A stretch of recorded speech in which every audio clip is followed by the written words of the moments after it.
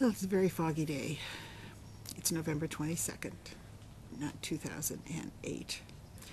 And it was a very foggy day 45 years ago, November 22nd, 1963, when John F. Kennedy was assassinated. Everybody says they always remember where they were when Kennedy was assassinated, and I do too.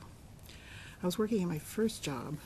I worked for the Department of Physics at the University of California. I was a secretary. And I had my own office, so I was all by myself in this big room. And somebody came down the hall and stuck his head in the door and said, "The president's been shot." And of course we were shocked that anybody would shoot the president. So I turned on the radio, which I had, and I was listening, glued to the radio like we all were. And then the report came that he died, and I ran across the hall to the bookkeeping department, which was on the other side of opposite my office. And I ran in there and I said, "He died." And this one woman was furious with me. "No, he's not dead, he's not dead." She insisted he wasn't dead.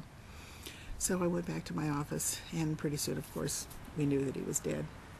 But the thing I remember most about that day is I worked in Burge Hall, which was a new building on the campus, and it was right, my office looked, no, I'm sorry, I was in the old building then. But when you came out the door of the campus, you were right at the Campanile, which is in the center of campus, and you went down some steps to the body of the campus. And I remember going out there, and it's sort of the hub of activity of the campus. And I remember there was just an unearthly quiet about it. There were just little clumps of people, and it was a gray, foggy day like today. It looked like something out of a British spy movie or something.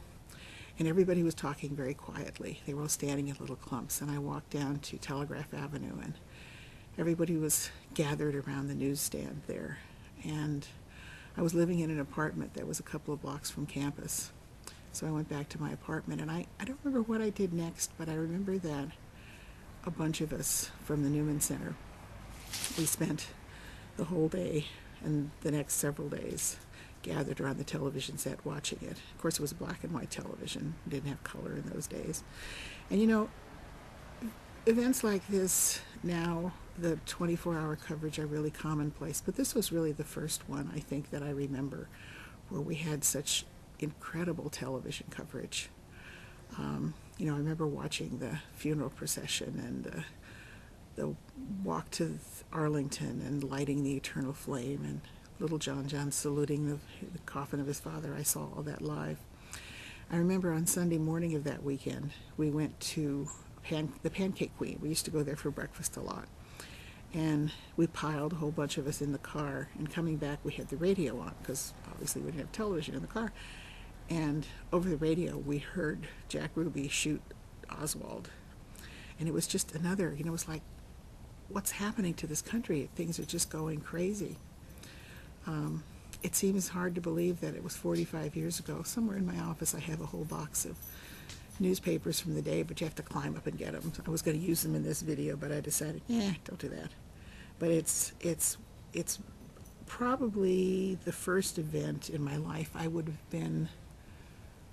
20 at the time, and it's probably the first event in my life that really is one of those memorable events that you never, ever, ever forget. Every time November 22nd comes around, I remember standing next to the Campanile and looking out over this all but deserted campus with these little clumps of people standing around talking silently.